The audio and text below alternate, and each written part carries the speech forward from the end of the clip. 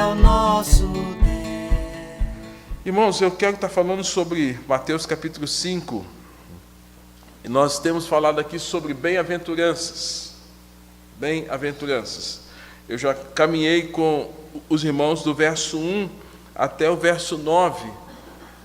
Já falei sobre do verso 1 ao verso 9. E hoje eu quero estar falando sobre o verso 10. A gente está assim, esmiuçando detalhadamente sobre as bem-aventuranças. E eu quero estar falando então sobre o verso de número 10. Eu vou pedir que a igreja então leia comigo o verso de número 10, apenas o 10, que é o nosso foco aqui nesta noite. Leiamos: Bem-aventurados os perseguidos por causa da justiça, porque deles é o reino dos céus. Então, bem-aventurado os perseguidos por causa da justiça, porque deles é o reino dos céus. Então, irmãos, hoje o tema do nosso estudo, perseguidos por causa do amor a Cristo. Antes de dar o estudo, aí Henrique, chegou a hora. Eu quero recomendar 3 livros. 3 livros. Primeiro livro, irmão André, tem esse livro aqui chamado Contrabandista de Deus. Esse livro aqui é antigo, antiguíssimo. Eu era menino, esse livro já estava escrito, e a gente já ouvia falar sobre o irmão André. Esse irmão André é o líder da missão Portas Abertas. Certamente você já deve ter ouvido. No ano passado a gente recebeu aqui um casal da missão Portas Abertas, e ele conta um pouco da sua história, de missionário levando Bíblia para países da Cortina de Ferro. Cortina de Ferro é o nome que é dado para países onde há uma influência do pensamento comunista, ateísta. E naquele tempo a Bíblia, a palavra de Deus não poderia chegar àquela nação, àquelas nações, o bloco socialista. E o irmão André, ele saía ali da Europa com um fusquinha, e ele guardava as Bíblias e chegava nas fronteiras. Eles faziam vistoria no carro dele e não achavam as Bíblias de jeito nenhum. Parece que Deus cegava os olhos dos soldados e ele conseguia levar o intento de permitir com que a palavra do Senhor fosse compartilhada também ali naquele país. Esse livro também faz parte da minha juventude, Torturado por Amor à Fé, ou Torturado por Sua Fé. Ele tinha um outro nome, era Torturado por Amor a Cristo. Então eles mudaram o nome, agora Torturado por Sua Fé. Esse livro aqui é do Harlan Popov, um livro que quem gosta de missões, quem gosta de saber o que acontece, ou o que acontecia, mas o que acontece ainda com missionários que estão em países de influência comunista, países de influência islâmica, esses livros eles são recomendados. Você lê onde a palavra de Deus não é fácil de entrar, onde a palavra de Deus tem uma resistência, porque esses países, na verdade, eles entendem que, primeiro, que Deus não existe, não existe, que o homem deve fazer tudo pelo seu próprio esforço, pelo seu próprio trabalho, e Deus é posto de fora. Então, onde tem a influência desses pensamentos, Deus é posto de fora. E também um terceiro livro, eu não li esse livro, mas é um livro que fala Cristãos Secretos, do irmão André, do mesmo que escreveu esse primeiro aqui, Contrabandista de Deus. Ele tem esse livro que fala sobre o trabalho de missionários em locais onde há uma perseguição absurda sobre pessoas que têm a mesma fé que você. Hoje a gente está aqui com a igreja, com a porta aberta. Em alguns lugares do mundo isso não é permitido, Alguns lugares do mundo, ser cristão é confrontar o Estado, o governo. Exatamente por conta disso é que nós temos que dar graças a Deus, porque nós estamos com as portas abertas e as pessoas podem vir e ouvir a palavra do Senhor e serem edificadas. As pessoas têm acesso às Escrituras. Todo mundo deve ter pelo menos umas 4, 5 Bíblias em casa. Eu tenho umas 10, 12. E às vezes tem lugar que não tem nenhuma Bíblia, né? E às vezes a gente deixa a nossa Bíblia jogada, né? Mas Deus levanta pessoas para levar a Bíblia para esses lugares onde a palavra de Deus não é conhecida. E a Bíblia nos ensina o seguinte, que se Jesus só vai voltar que depois que o Evangelho for pregado como testemunha a todas as nações. Se Jesus não voltou, gente, é porque tem lugar ainda que precisa o quê? Ouvir. Né? E como converterão se não houver quem pregue? Né? Como ouvirão se não forem enviados? Deus precisa enviar pessoas, né?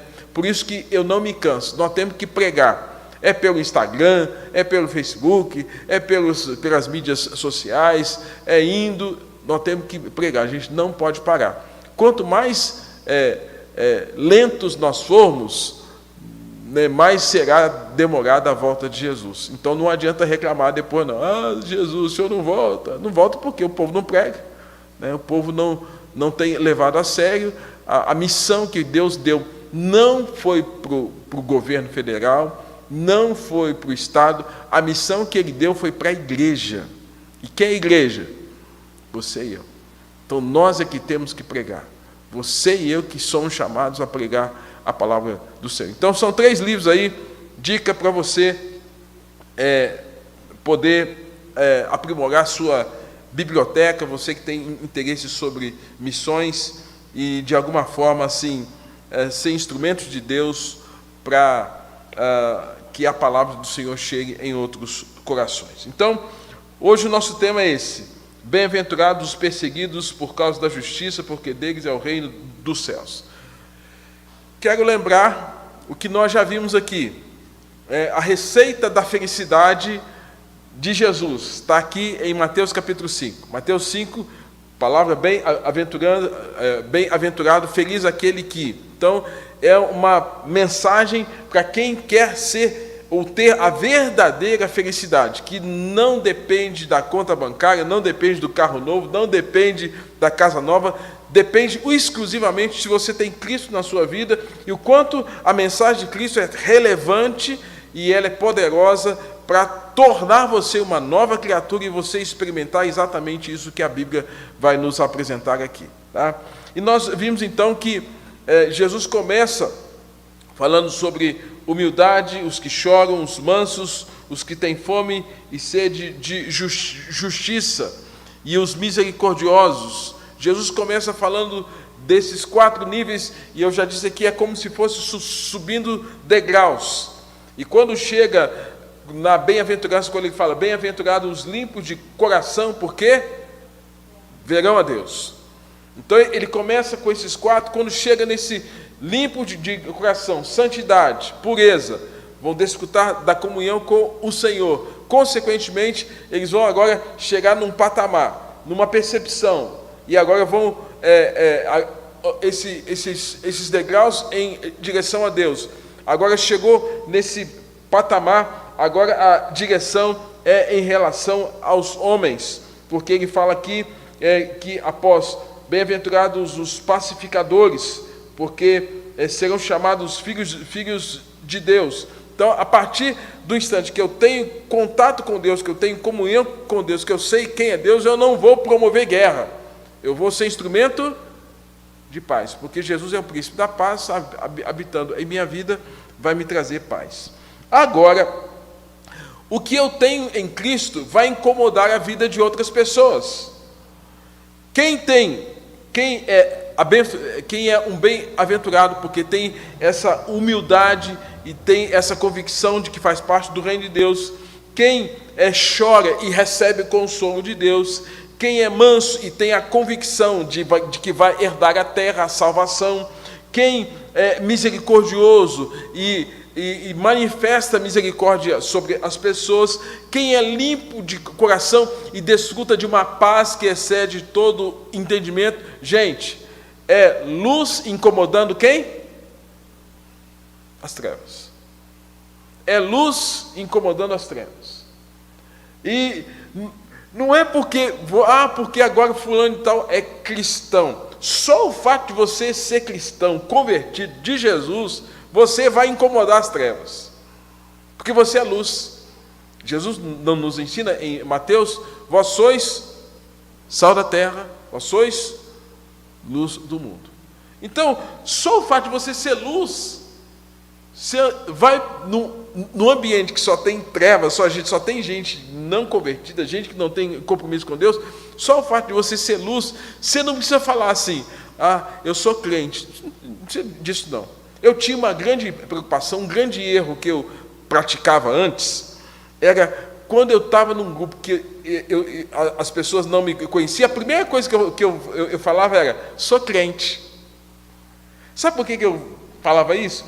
Porque eu ficava com vergonha quando as pessoas ficavam falando palavrão, contando piada. Aí, por causa disso, eu falava: sou crente, como se eu tivesse com isso construído um grande o quê?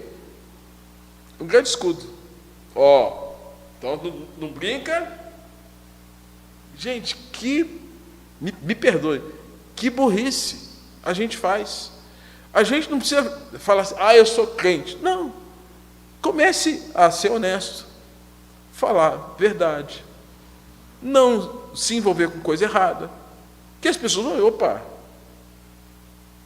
vão ver que tem uma diferença. Muitas vezes eu estou em algum lugar, estou quieto lá no meu canto, aí a pessoa puxa a conversa: nossa, você parece pastor? Não tive que falar que era pastor. Eu não dei nenhum recado. Está escrito aqui pastor? Não. O jeito de falar, o jeito de ser, o jeito de tratar as pessoas, você não precisa falar. Então, nós que temos a luz de Cristo em nós, a gente não precisa fazer um alarde: gente, eu sou a luz, viu? Não precisa disso, não. É só simplesmente você mostrar que você tem os valores da palavra de Deus na sua vida, que você tem o Espírito Santo, e automaticamente alguma coisa vai acontecer, a pessoa vai perceber o seu jeito de falar, né? Você se lembra que Pedro foi acusado de ser um seguidor de Jesus, e a fala que ele teve que ouvir foi: o teu modo de falar é semelhante de quem? Pedro estava precisando ser tratado, mas o jeito de Pedro falar era parecido com o que Jesus falava. Então Pedro já estava impactado. Modelo era Cristo. Pedro precisava ser tratado. O jeito de falar. Pedro era um seguidor de Cristo. Então, gente, o fato de nós termos uma vida na palavra já causa um auê no inferno, no mundo e onde a gente está. Indo para o nosso estudo. Esse livro aqui, como eu disse, ele teve um impacto tremendo na minha juventude. Torturado por amor a Cristo, depois mudaram aqui: torturado por sua fé. Fala da perseguição sofrida por cristãos no período da Guerra Fria, que moravam em países comunistas que faziam parte da cortina de ferro. Então, o livro fala sobre isso, né? Conta a história de Richard Rembrandt, que foi preso na Romênia em 1945. Teve preso durante 14 anos e, nesse tempo, foi forçado a confessar que pertencia a uma rede de espionagem. O que esse Richard estava fazendo? Pregando a palavra, falando do amor de Deus, da morte de Cristo, da ressurreição de Jesus, da obra do Espírito Santo. E, de repente, o que acontece? Ele é preso por 14 anos. Foi assaltado, torturado, obrigado a ingerir drogas, resistiu até o fim àquelas celas congeladas. A Rússia é frio demais. Ficou 2 anos na cela da morte, aquele lugar separado para quem estava condenado à morte. Ninguém saía vivo dali, mas o Senhor foi gracioso. Naquele contexto, por conta da oposição ao cristianismo, o regime da Rússia, além dessas atrocidades, penduravam os cristãos em cordas, de ponta cabeça ou de cabeça para baixo. A igreja tinha que se reunir em subterrâneos, Richard ficou 25 anos preso e foi solto em 1964, o ano que eu nasci. E foi considerado o mártir, o Paulo da cortina de ferro, porque você sabe que o apóstolo Paulo ele foi preso, foi condenado. Ele a princípio estava numa casa albergada. O que ele é um preso albergado? Aquele preso que ele trabalha durante o dia e à noite ele tem aquele domicílio que ele tem que estar ali. Paulo estava assim durante um tempo em uma casa alugada e ele foi condenado a ficar nessas condições. E depois que a sentença final veio sobre Paulo, do Império Romano, Paulo foi levado para uma prisão de pedra, úmida, gelada, fria. E muita gente que entrava ali, de fato, não saía por conta das doenças, a friagem. E Paulo é esse, irmãos, que é levado a essa condição. E aí Paulo tem a morte como um mártir, sim, um mártir do Evangelho. Nesse caso, citando esse Richard Rembrandt, ele é um mártir do contexto contemporâneo, pelo fato de ter vivido aquilo que ele viveu e passado por esses momentos difíceis. Bem-aventurados os perseguidos por causa da justiça. Bem-aventurança tem a ver com o fato de eu ser feliz por um motivo correto. Bem-aventurado significa aquele que é feliz. Então eu tenho que ser feliz por um motivo correto.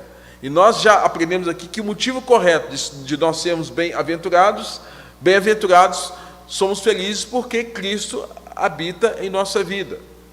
Somos bem-aventurados porque Cristo adentrou a nossa história, mudou a nossa mente, mudou o nosso coração e, consequentemente, mudou o nosso endereço final. E o nosso endereço final, ao invés de ser inferno, agora é o quê? É céu. Isso é ser bem-aventurado.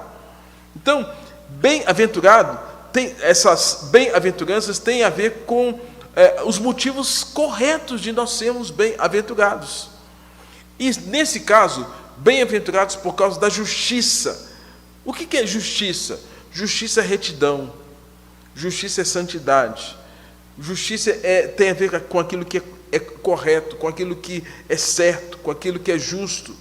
E, nesse caso, ser bem-aventurado por causa da justiça não é por causa da nossa justiça, é ser bem-aventurado por causa da justiça de Deus aplicada em Jesus.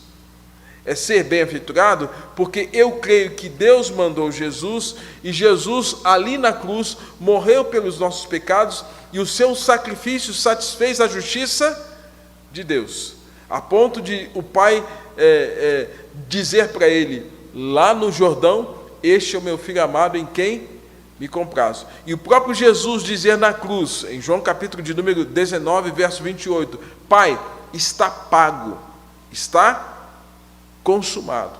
Jesus está dizendo para o Pai: Pai, aquilo que precisava ser feito, para que homens e mulheres pudessem ser salvos, está pago. Nada mais precisa ser feito. Você pode conferir lá. João capítulo de número 19, verso 28, diz assim: tendo sede, disse, tetelestai. Significa, está pago. Então, quando Jesus morre na cruz, ele satisfaz a justiça de Deus. Então, para que eu seja salvo, eu preciso agora tão somente crer em Cristo, ter a minha fé, a minha vida depositada em Cristo, e essa fé depositada em Cristo significa que eu creio no que o que Ele fez foi algo que eu não consigo fazer, que você não consegue fazer. Então Deus trouxe salvação a mim por meio de Jesus. A justiça de Deus foi aplicada em Cristo, para que eu seja salvo. Por isso que a Bíblia fala que não há nenhum outro mediador entre Deus e os homens, senão somente Jesus Cristo justo. Quer ser salvo? Jesus. Ah, Beltrano, fulano, santa, Jesus. Religião, denominação, Jesus. Eu sou o caminho, a verdade e a vida. Ninguém vem ao Pai, senão por mim. Então, essa é a justiça de Deus, e não é a nossa. O nosso senso pessoal de certo e errado é contaminado pelo pecado, né? É contaminado. Mas o senso de certo e errado por Jesus é correto, porque Ele é santo. Então, existem vários motivos pelos quais muitas pessoas, e até algumas que se dizem crentes, podem estar dizendo assim: eu estou sendo perseguido. Mas será que você está sendo perseguido pelos motivos corretos? Porque aqui está dizendo que é bem-aventurado quem é perseguido por causa da justiça. Justiça de quem? A sua? Justiça de Deus aplicada em Cristo. Então, essa bem-aventurança aqui, às vezes é muito mal entendida, né? É muito mal entendida, porque às vezes alguém pode pensar assim: nossa, fulano de tal me olhou de olho torto, nossa, como eu estou sendo perseguido. Como? Porque alguém olhou você de olho torto, você está se sentindo perseguido? Será que não é o seu jeito? Será que não é uma impressão sua? Então, há os motivos corretos pelos quais esse texto vai se aplicar aos bem-aventurados por causa da justiça. E aí eu quero citar alguns motivos errados. Vou falar primeiro dos errados, depois eu falo do certo. Fazendo um Ctrl-C, Ctrl-V de uma bem-aventurança errada, tá? Bem-aventurados perseguidos por causa de atitudes dignas de objeção. O que é uma atitude digna de objeção? Pai falar para o filho: filho, não faça isso, porque se você fizer isso, você vai dar com os burros na água.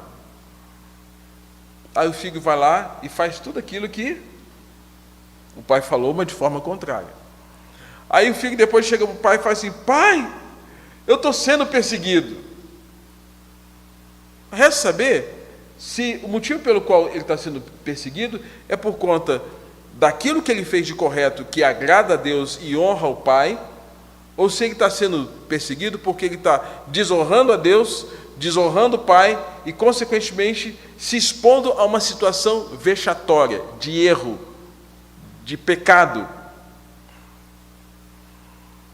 Alguns podem dizer: bem-aventurados os que estão encontrando dificuldades na vida cristã por serem indivíduos difíceis.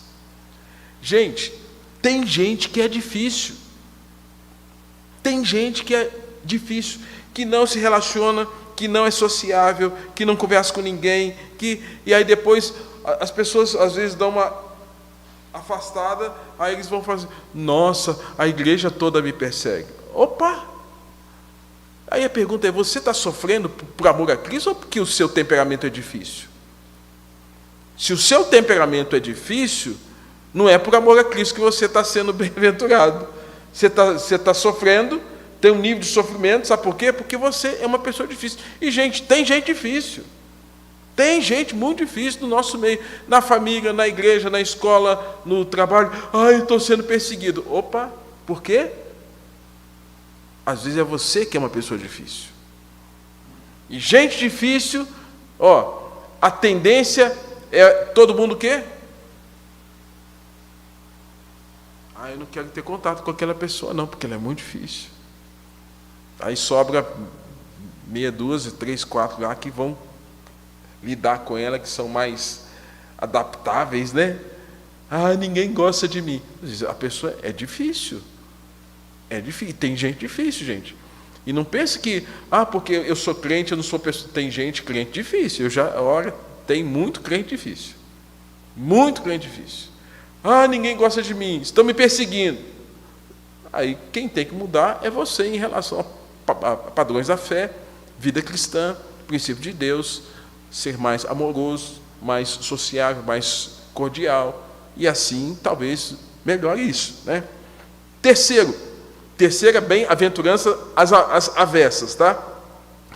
Alguém que pode dizer: bem-aventurados os que estão sendo perseguidos como crentes por faltar sabedoria, por serem tolos na maneira de testemunhar. Tá? Tem gente, que não tem sabedoria.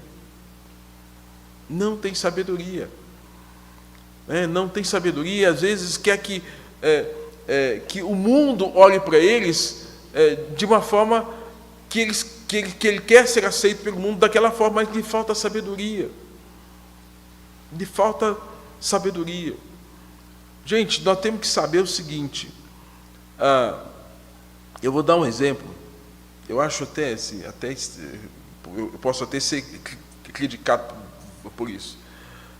Nós hoje temos algumas pessoas que são líderes no governo federal, nós temos pessoas que são líderes no governo estadual, líderes nas câmaras, e eles têm uma origem cristã.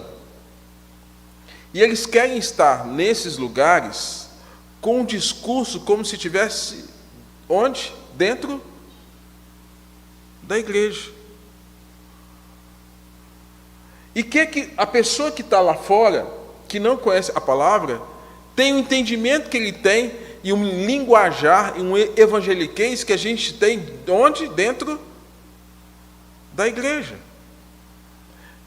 Eu acho isso uma falta de sabedoria, principalmente para quem tem um cargo público. Quem tem um cargo público não foi chamado para representar os crentes, foi eleito para, de alguma forma, ver o que é melhor para a cidade, para o Estado e para a nação, seja cristão ou não. E muitas pessoas, às vezes, levam para esses espaços um linguajar e um jeito de ser e de pensar que, na verdade, está muito atrelado a um grupo social chamado Igreja Evangélica. Aí falta o quê? Sabedoria. Eu estou sendo perseguido. Falta sabedoria. Falta sabedoria. Quarto, bem-aventurados os perseguidos porque são fanáticos. Tem gente que às vezes não consegue dosar a expressão da fé de um bom testemunho do fanatismo. Às vezes isso é um grande problema, né? Vou acelerar. Bem-aventurados os perseguidos por serem excessivamente zelosos. Também tem isso. Excessivamente, tem um zelo que beira mais ao farisaísmo, né? Bem-aventurados os perseguidos por estarem fazendo algo errado, né? Gente que assim pensa. Ou bem-aventurados os perseguidos por defenderem alguma causa ou a sua própria causa, né? Ou bem-aventurados os perseguidos por serem pessoas que se acham importantes e pouco abnegadas. Várias distorções, e aí as pessoas começam a persegui-los ou a rejeitá-los, aí o indivíduo fala assim: nossa, eu estou sendo perseguido. A grande pergunta que a gente tem que fazer é: você está sendo perseguido por causa de Cristo, por causa da justiça de Cristo, ou porque o seu jeito de ser, de pensar e de agir não reflete nada daquilo que Cristo é e ensina, e consequentemente as pessoas estão o quê? Se afastando de você. Todas essas 8 questões que eu citei aqui não fazem parte do que Jesus está ensinando sobre justiça. Nenhuma delas revela que você pode estar sendo perseguido porque se parece com Jesus. Porque quem se parece com Jesus não vai ter algumas dessas características que eu citei aqui. Nenhuma delas revela que você pode estar sendo perseguido porque se parece com Jesus.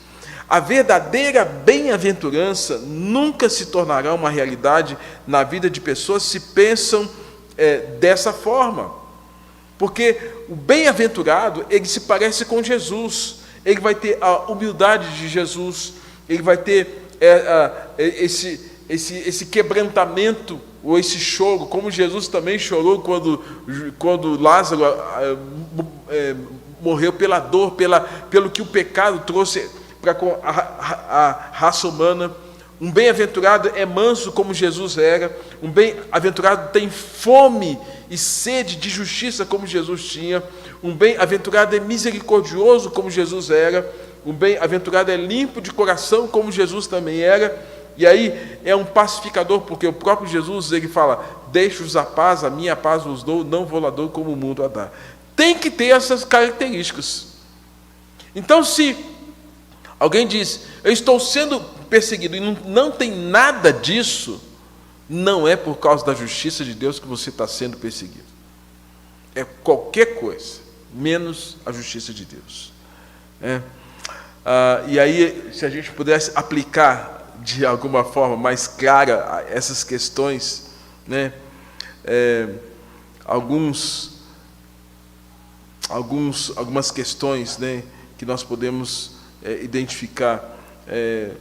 Vocês se lembram de alguém que havia chutado uma santa algum tempo atrás? Aí depois, nossa, estão perseguindo a igreja. Gente, isso é coisa que se faça? Isso não é coisa que se faça. Teve um tempo que tinha gente carregando dólar dentro da Bíblia e levando dólar para os Estados Unidos. E foi pego. A Polícia Federal pegou. Isso é coisa que se faça? Uma grande igreja em São Paulo. Estão perseguindo. Isso, Jesus faria isso?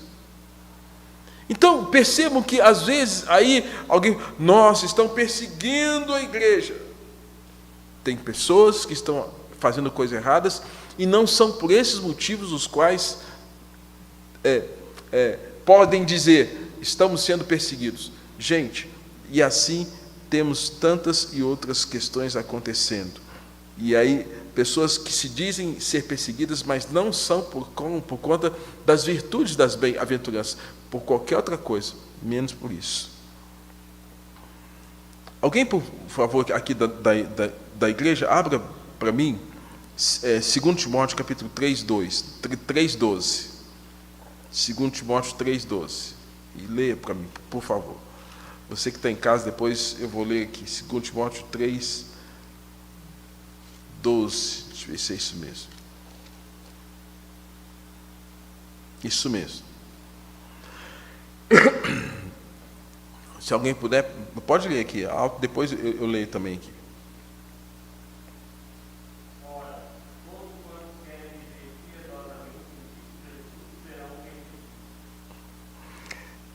Paulo está dizendo, todos quantos quiserem viver o quê? Piedosamente. É a piedade. O que significa a palavra piedade? Piedade significa pio, santo. Então, quem que quiser viver uma vida santa, vai sofrer oposição. Quem quiser viver piedosamente, vai sofrer perseguição. É isso que Jesus está ensinando lá, aquelas pessoas que vinham da Galileia, de Decápolis, de Jerusalém, da Judéia, como diz o verso 25 do capítulo 4 de Mateus, e que ele está ensinando sobre as bem-aventuranças, falando sobre humildade, falando sobre os que choram, os mansos, os que têm fome e sede, misericordiosos, os limpos de coração, os pacificadores, né? E agora ele está falando, os que são perseguidos por causa da piedade deles. E piedade é o quê?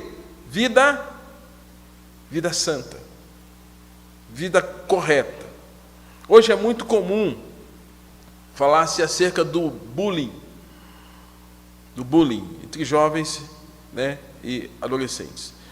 Então, apenas para que os irmãos entendam, eu já fui tanto do Conselho Tutelar e atuando como psicólogo, para que você entenda. O bullying é até a faixa etária dos 18 anos, até a adolescência. De 18 anos para cima já é assédio moral. Então, por exemplo, se uma criança, adolescente, passa por alguma situação de bullying, né, no bullying tem as seguintes questões. Tem a vítima, tem o agressor e tem a plateia.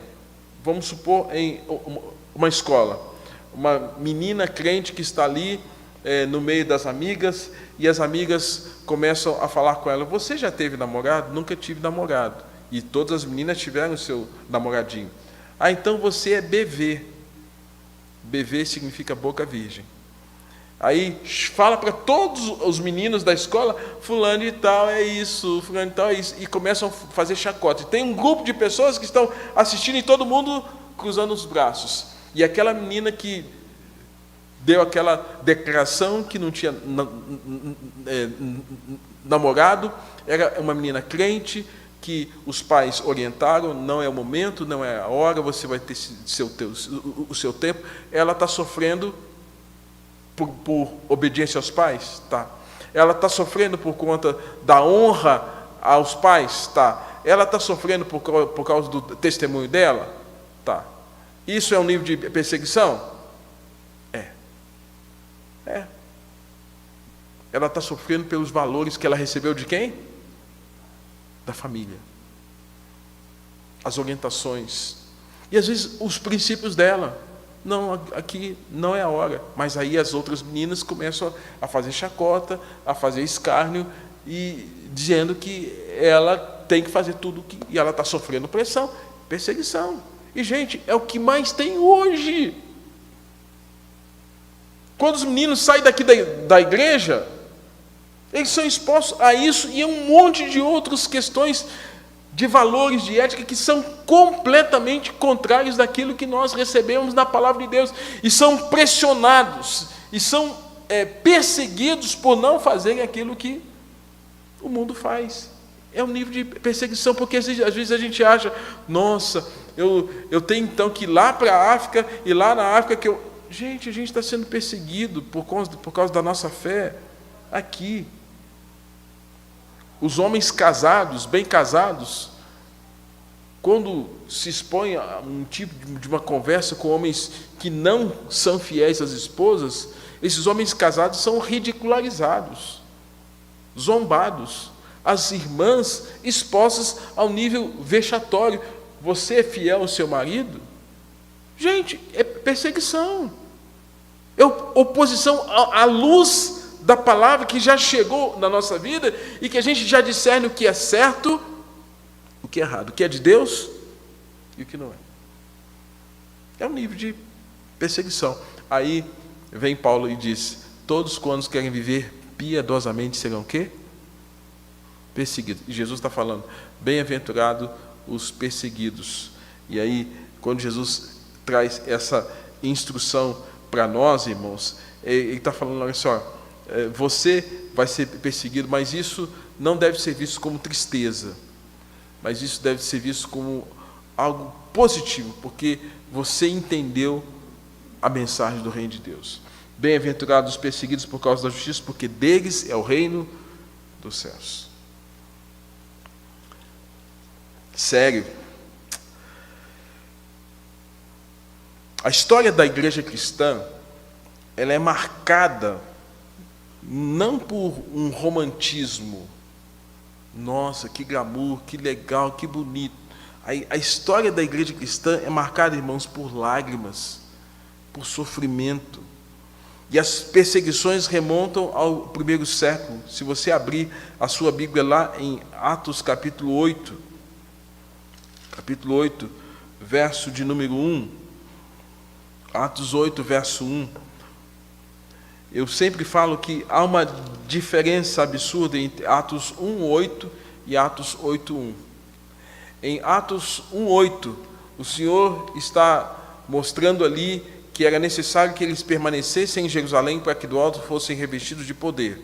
Quando ele diz: mas recebereis poder ao descer sobre vós o Espírito Santo, sereis minhas testemunhas. Ele fala Jerusalém, Judéia, Samaria, até os confins da terra. Eu já disse aqui, quem se lembra?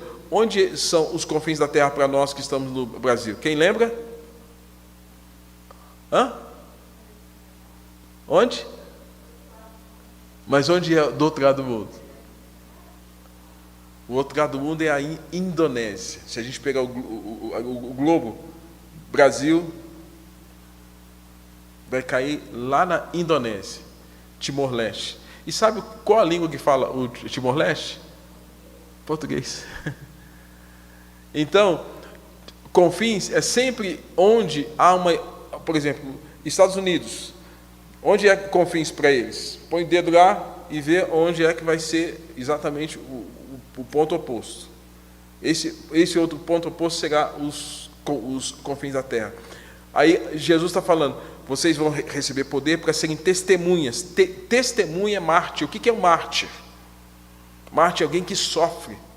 Eu lembro de uma música da Inconfidência Mineira, né? Está aqui o Renato, que é da Polícia Militar. Tiradentes foi um mártir da Inconfidência Mineira. Então, quer dizer, foi um mártir, ele morreu por uma causa. A palavra testemunha significa mártir. Mártir é o quê? Alguém que testemunha. Ele fala, mas recebereis poder a descer sobre vós o Espírito Santo, sereis minhas testemunhas em Jerusalém, em Judeia, em Samaria, até os confins do mundo. É concomitantemente, não é um primeiro para depois fazer o outro. Não, todos esses 4 espaços precisam ser ocupados pelo Evangelho. Então, a igreja precisa ter o entendimento que Deus nos chamou para fazermos missões, para nós pregarmos a palavra do Senhor. E lá atrás, a ordem foi ser testemunha em Jerusalém, Judéia, Samaria, até os confins da terra. Aí depois, Atos 8:1, esse texto que eu quero que você leia aqui comigo. Atos 8:1, diz assim, e Saulo consentia na sua morte, falando de Estevão. Verso de número 1 ainda. Naquele dia levantou-se grande... Contra quem? E essa perseguição parou? Por que ela não parou? Porque ainda existem homens e mulheres que declaram em viva voz: Deus Pai mandou Jesus para morrer na cruz pelos nossos pecados, e essa mensagem é anunciada dia após dia. Jesus está entre nós, Jesus ressuscitou, Jesus nos deu o Espírito Santo, Jesus nos deu a sua palavra, nós temos as promessas vindas das Escrituras. Gente, isso é cristianismo. E o cristianismo está encontrando guarida, lugar no coração de todas as pessoas? Não. Tem gente que se opõe ao fato de você ser crente, você abraçar a fé. E lá atrás já acontecia isso. Pega o Romano, considerava a igreja cristã uma seita do judaísmo. À medida que crescia, era perseguida.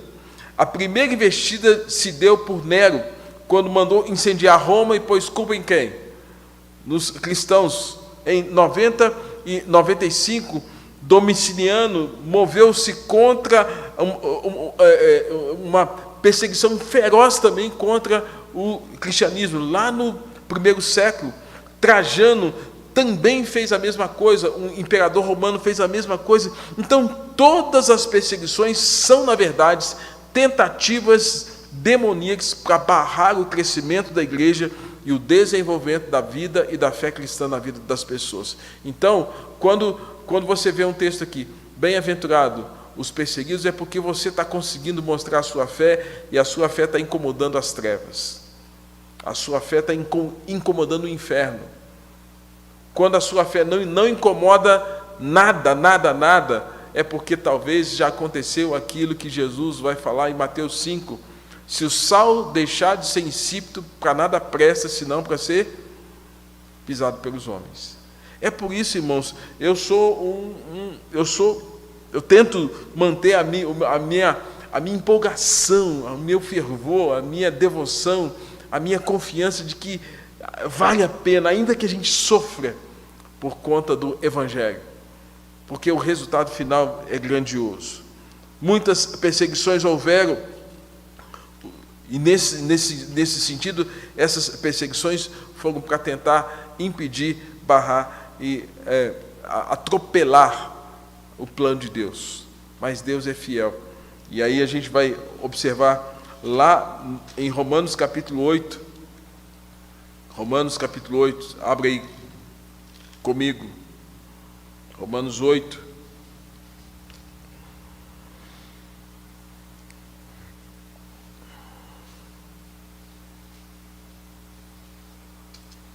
Romanos 8, quando o apóstolo Paulo vai dizer o seguinte, a partir do verso de número 31.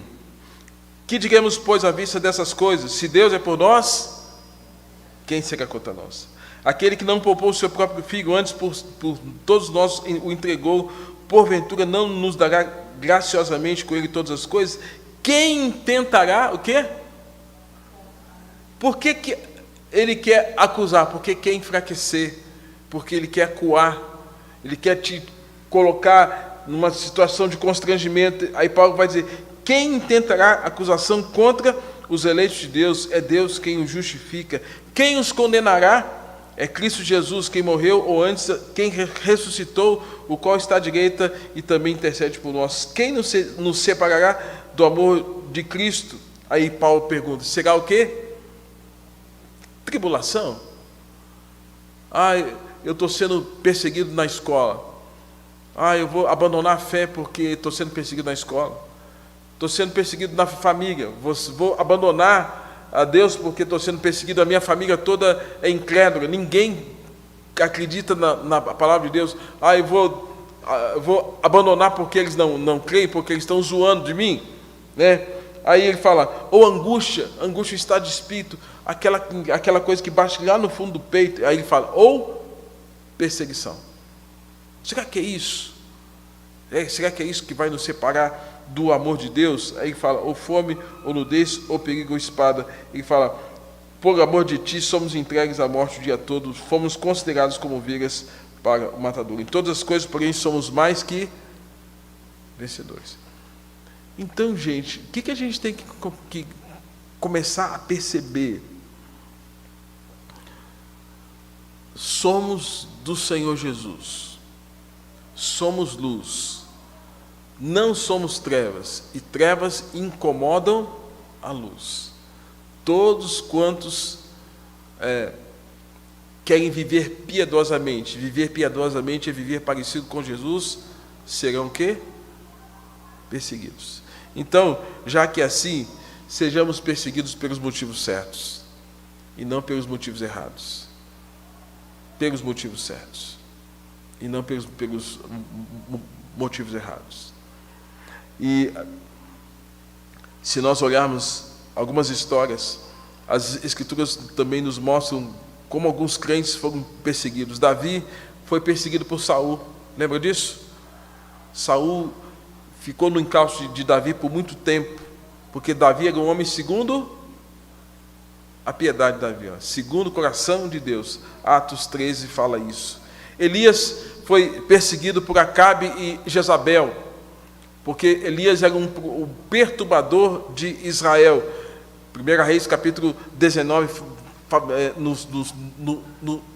nos fala isso, que Elias confrontou o pecado daquele casal de Acabe e Jezabel. Daniel foi perseguido por que motivo, gente? Vocês se lembram? Não? O que ele fazia 3 vezes ao dia? Alguém estabeleceu um decreto de que ninguém podia fazer oração a nenhum outro Deus, senão ao Deus que era o Deus de Nabucodonosor, o Deus de Belsazar. E Daniel foi lá, janela aberta, comum, todo dia, 3 vezes no dia, ele fazia o quê? O que aconteceu com Daniel? Uma simples devoção doméstica, uma hora tranquila, uma hora de devoção, seu a sós com Deus. Os presidentes e os sátrapas se levantaram contra. Daniel não pestanejou, continuou na sua atitude de retidão, com a sua discrição, e mesmo assim foi perseguido, e perseguido ao ponto de ser lançado à cova dos leões, ser lançado na fornalha acesa, mas o Deus de Daniel estava com ele. Somos perseguidos de forma muito sutis, irmãos. Mas a grande questão é mantermos a nossa comunhão com o Senhor. Quem são os perseguidos? Agora sim, os verdadeiros perseguidos. São aqueles que são perseguidos porque sofrem, e sofrem simplesmente porque mantêm padrões divinos na sua vida. Porque o padrão é o quê? É baixo. O padrão divino é baixo. O padrão elevado, santo. Sofre porque mantém um padrão de uma justiça não dele, mas uma justiça de quê? Divina. Sofrem, são perseguidos porque mantém uma pureza, um coração puro, uma mente pura, um coração que agrada o Senhor, sofrem porque se recusam a se ajustar ao pragmatismo ou ao paganismo, aquilo que é pagão, aquilo que é perverso, sofrem por causa desses motivos. São os que não se curvam perante os ídolos que os humanos erguem como substitutos de Deus. São os que sofrem por causa de Jesus. E Martin Lloyd Jones, o texto que eu estou expondo aqui, parte dele é uma exposição de Martin Lloyd Jones, um pastor puritano, que diz assim, que faz a seguinte afirmação: algumas das piores perseguições têm sido experimentadas pelos justos nas mãos da própria igreja, as mãos de pessoas que se dizem evangélicas e religiosas. Frequentemente, essas perseguições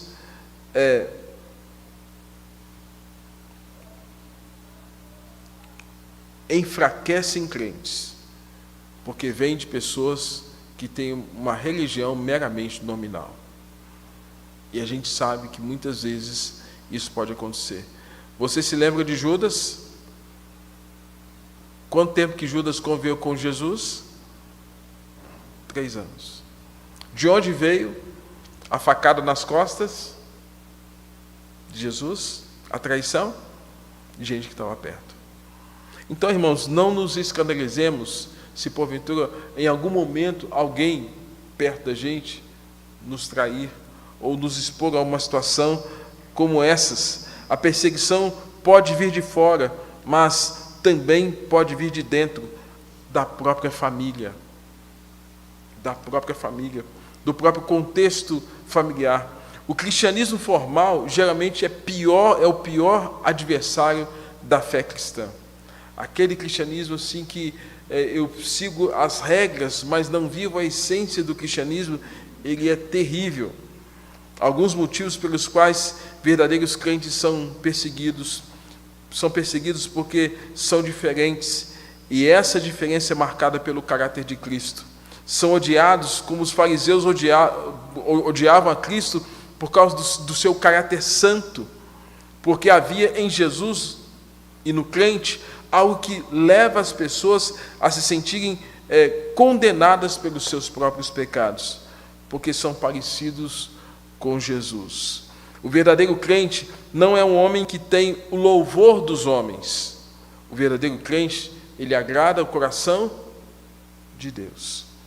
E é nesse sentido, irmãos, que nós temos que estar atentos ao fato de que na nossa geração, tempo que nós vivemos, século 21, ano 2020, há muitos que de forma sutil estão trazendo algum tipo de perseguição contra os cristãos.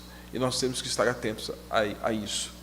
Essa pandemia, ela foi um gatilho para o surgimento de muitas coisas sutis contra a Igreja de Cristo e contra os cristãos.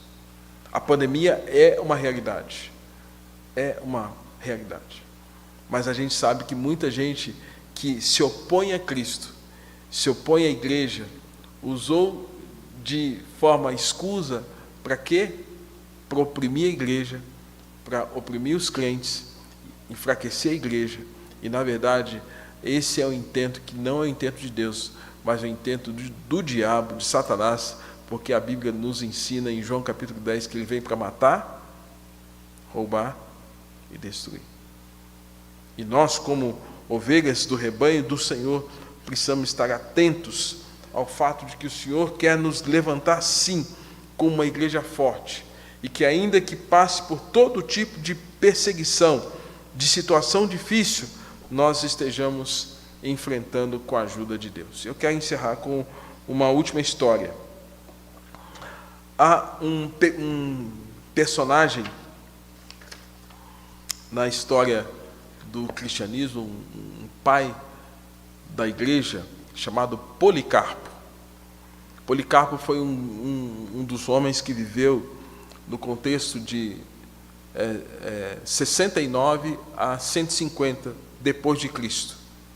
69 a 150. Expunha aquilo que os apóstolos haviam ensinado, aquilo que Cristo havia ensinado, falando da cruz, falando de Cristo, falando da ressurreição, falando da palavra de Deus. Só que a mensagem dele, como sempre, incomodava o Império Romano. E nisso, o procônsul romano mandou levar Policarpo até ele. Policarpo, então, é levado até o procônsul romano. Policarpo, um homem de 85 anos, já velho, já envelhecido, e que, desde a sua mais tenra idade, aprendeu a servir a Deus, a andar com o Senhor e a falar da palavra do Senhor. E o procônsul, incomodado com a mensagem de Policarpo, disse o seguinte: olha, eu tenho sob o meu comando aqueles que podem soltar as bestas feras ou aqueles que podem lançá-lo a uma fornalha de fogo e você ser morto. Mas se você negar a fé que você tem em Cristo, nada disso há de acontecer contigo. Policarpo, então, avaliando essas palavras, disse para o procônsul, a autoridade romana, e disse o seguinte: há 85 anos eu sirvo ao Senhor, e não seria agora o momento de eu negá-lo, eu abandoná-lo. O procônsul insistiu, vejo que é incisivo acerca da sua palavra. Policarpo então disse: olha, faça o que tem que ser feito. Diz: olha, já que vai me queimar, eu estou pronto. Foi perseguido, mas não abriu mão da sua. Policarpo foi incendiado vivo. Chamas. E você sabia que nos dias do Império Romano, principalmente com Nero, a cidade de Roma tomava os cristãos, colocava em postes, e certamente usando algum tipo de betume, algum tipo de combustível, incendiava os crentes, e a luminária da cidade, o que acendia a cidade à noite, não era uma candeia. O que acendia a cidade de Roma à noite era o corpus dos cristãos presos aos postes da cidade. Bem-aventurados os perseguidos, porque verão a Deus. É graça do Senhor não somente crermos nele, mas nós sermos perseguidos por causa do amor ao Senhor Jesus. Então, irmãos, fica esse texto, essa reflexão, e nós temos hoje aqueles cristãos modernos que são perseguidos. Eu tive o lugar mais próximo de uma perseguição intensa que eu tive na vida foi na fronteira da Coreia do Sul com a Coreia do Norte. Eu estive lá em 2007. Eu pisei na fronteira. Do outro lado do rio, chamado Rio Han, era a Coreia do Norte. Você ouve falar da igreja cristã na Coreia do Norte? Não ouve. Você já ouviu falar da igreja cristã, da igreja presbiteriana na Coreia do Sul? As maiores igrejas do mundo. 80 mil membros, 100 mil membros, mega igrejas lotadas, igrejas missionárias de louvor, de adoração, grandes corais, um negócio tremendo. Agora, por que a igreja não está lá na Coreia do Norte com a mesma liberdade? Por conta da oposição ao cristianismo. E lá, todos quantos abraçaram a fé, e diga-se de passagem que em 1950, 53, teve uma guerra. E a guerra dividiu a Coreia do Sul da Coreia do Norte. E havia cristãos evangelizados pelos missionários americanos que evangelizaram tanto a parte sul quanto a parte norte. A parte sul, tendo o apoio dos Estados Unidos, prosperou, cresceu, se desenvolveu. A parte norte, tendo o apoio da Rússia, ficou no marasmo. O povo lá só come capim, come mato. não tem prosperidade, tudo é para o Estado. E a igreja não tem voz e não tem vez. E alguns cristãos que ficaram na parte do norte, eles tiveram que viver a fé de maneira oculta, escondida. Por quê? Porque o Estado não permite que seja cristão. Persegue, oprime, mata. Aí, gente, fica um desafio para nós, porque hoje nós temos tanta facilidade para vir à igreja, para estar aqui, e muitas pessoas dizem: nossa, que dificuldade.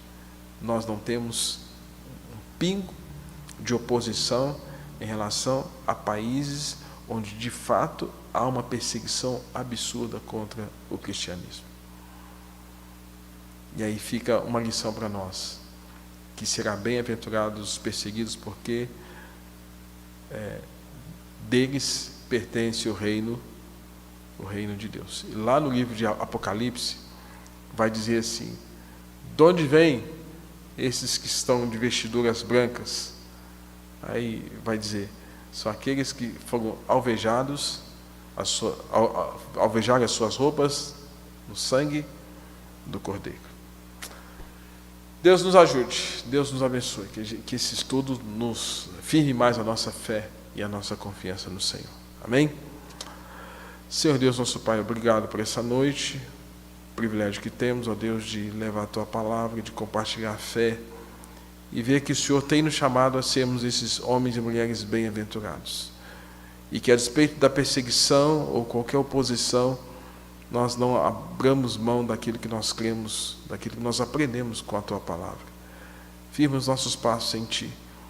Ó Deus, e ajuda-nos a crescer na comunhão com o Senhor, em nome de Jesus. Amém.